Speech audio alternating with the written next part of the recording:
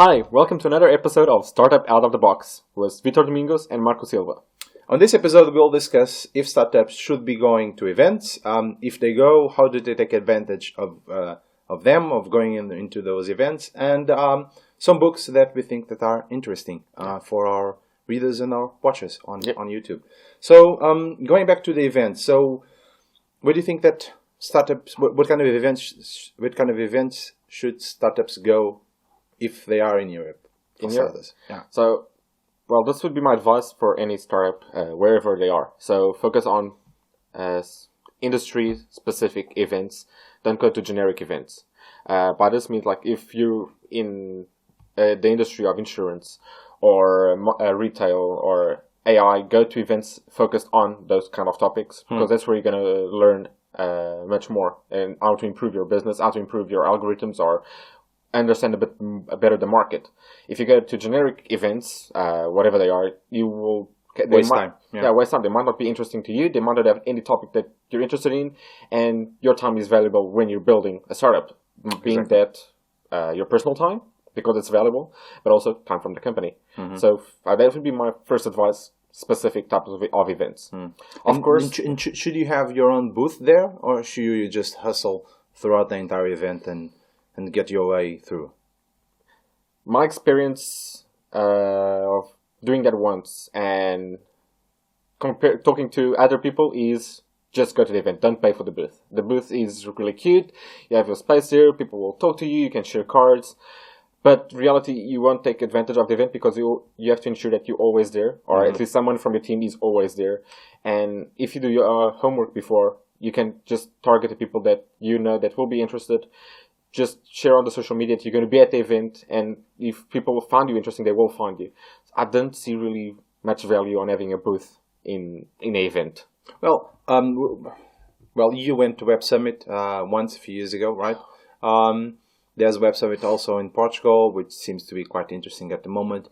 But I do believe that from our personal kind of experience, we went twice to the. Well, I went more, but at least you went twice with me to the TheNextWeb event in Amsterdam. And it was quite, my kind of personal opinion on that is that it was rather interesting. Well, the first year. Second year was a bit strange because it was more than a show and not an event. So a lot of stuff happening at the same time, DJs and stuff like that. But the first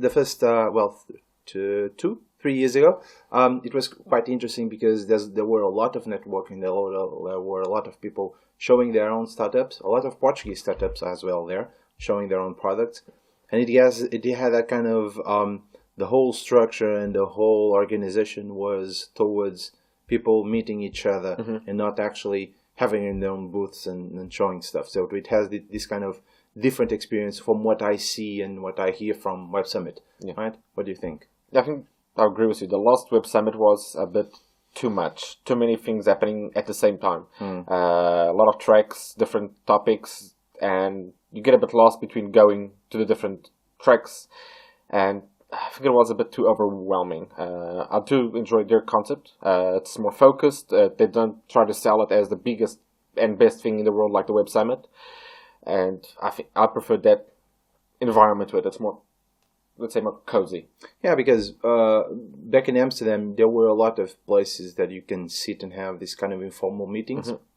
Because if you just went to the event, actually you can't do anything, right? So if you go to the main stage and see those keynotes there, actually you're gonna, I would say, learn something, but lose a lot of time because you need to be there, need to be listening, right? You need to look at the trends, but it's pretty much kind of generic kind of talk that you get from there.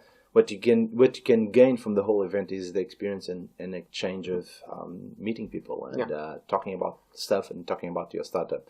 So we have two. We have the WebSummit and we have the TheNextWeb back here in Portugal.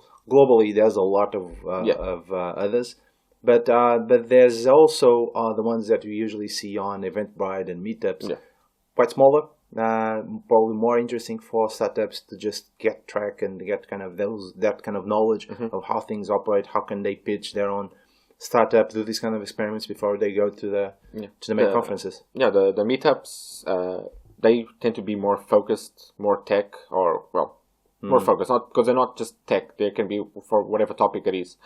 And they usually, because it's a smaller crowd, we're talking about maybe 50 to 60 people. Again, in London, okay, we're talking about 100 to 300 people, some of them. Yeah. But they are usually really specific and really concrete examples of what companies should do. But at the same, they can happen quite regularly. In London, you can have a meetup every single day. Yeah. So you can waste a lot of time. So I did that when I moved here to London in my first 2 months, because I wanted to learn a bit more about the industry, about how London works, the community. I was going to events maybe 3 times a week. And I got to the point where I was like, okay, this is enough. Most of these events, after some time, are just pointless for me. I'm not learning what I thought I would be learning. So nowadays, I'm really focused, about on which meetups I want to go. So maybe nowadays I'll go to a meetup like once a month, and that's it. Because there's no point of going to like one every 2 week, like 2 events every week or every week. Just focus on the ones that you know that these will give me value. Because most of them, they will give you value if you're junior, more advanced. If you really know something about it, you want to learn even more. There are not many events that will give you that. So, well, for me, I think that we need to find the balance of knowing the event itself, knowing who is there, first of all. Secondly, if you're a startup, you need to hustle. So you need to go to most of the events. You need to be there. You need to find out what the event suits you most. How can you meet these people? But also have this kind of balance between go to the events and also have time for yourself. Have time for the family. Have time for do your own stuff. Not just go for every single event that needs to be out there. And probably place your safest bet on the largest event, but draw a plan, right? So go there to meet someone specifically. Have a plan. Don't go there. Don't get some booth babes and booths. So just go there with a specific plan, right? Yeah, because you can see before going to the event, you can have a list of all the attendees. Yeah. So do your homework and look if there's anyone that you would like to meet at that event. Send them a message before you go there. Or if you're not able to contact them, like once you're there, look for them. But don't spend a lot of time and wasting time talking to people that won't give you any value out of it. As an example, on the TheNextWeb, you have an internal network that is pretty much active since when you get the ticket, and then you can just hustle throughout the entire network and start meeting people and doing stuff and start sending messages to them. In the last TheNextWeb, I believe I spoke was in person to 3 or 4 different people, different persons, and we organized that before the event started. So once we got there, we already knew, like, okay, I want to talk to this, and this about these topics. Well, let's just see once we are free to get together and have a drink while we talk. So that way, and it was pretty good because of that. Yeah. So bottom line, there is some pros going to these events. There are some stuff that you need to take care of and take attention and plan your journey throughout those main events. But don't bet too much on them. Probably go to the small ones there. You can just fill the ground and start working your way through. Yeah, because it can be a circus. It is. So, right, the next thing on our agenda is, well, it was pretty much this one about events. Yeah. Next one is about some recommendations because we did that on the last episode. Yeah, this episode is going to be quite short. It is. Bit of short on time, so it's going to be a quick. It's going to be a quick one. Just about one theme about events. We can talk about events throughout the entire week. There's a lot of stuff, but recommendations, books. So Tools for Titans from Timothy Ferriss. Yeah, or Tim Ferriss. Yeah. Ferriss. Have you read the book? Yep, and you also have it there. I know, but you haven't touched it. Yeah, I know. I have a bunch of books to read. As you can see, it's a growing pile every single day. Yeah. Okay, so my review from Tool of Titans. A lot of interesting stuff there. So as a summary to explain what Tool of Titans is, Tim Ferriss, he has a podcast for a couple of years. He interviews a lot of people worldwide, famous from different areas. They're from developers to movie stars, from actors, scientists. So he decided to compile the best moments from each podcast in his book. So the learnings that he got from them. Mm-hmm. So you learn quite a lot of interesting things reading this book, even from a lot of people you admire. So usually each interview chapter person is around like 5 pages, so quite easy to read. There's not a story, so you can jump between them. But there's also a lot of weird stuff there, especially in the health section. So for me, the health section was kind of like, okay, I'm just gonna read some Skip stuff, but this, talking about ways to keep your breathing, like without breathing for 5 minutes and taking drugs to improve your mental state. Like, this is a lot of weird stuff over here. California, man, right? Yeah, basically that.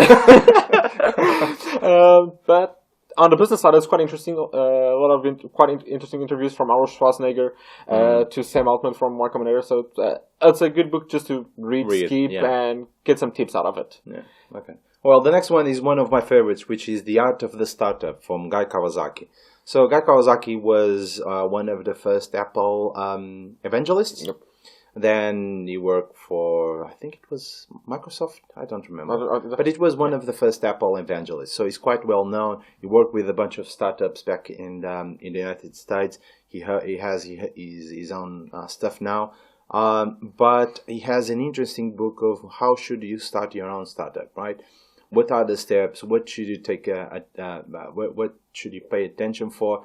How can you hustle throughout the entire let's say go to the events and that kind of stuff. So it's a good perspective on how to build a startup, how to start things, and how to get your ideas and thoughts together to actually do stuff. Yeah, it's more focused on the human side of it and not on the tech side, because on the tech side there's already a lot of stuff out there, and it's quite an easy read. And this is the edition, the 2.0. So because the first book, the first Art of Startup was released in the 90s or beginning of 2000. I have both. But carry on. And yes, the new one just came out now. Revision, yes. More modern, towards the more modern times, And the last book is Rework by Jason Fried. So he's from 37 Signals, now called Basecamp.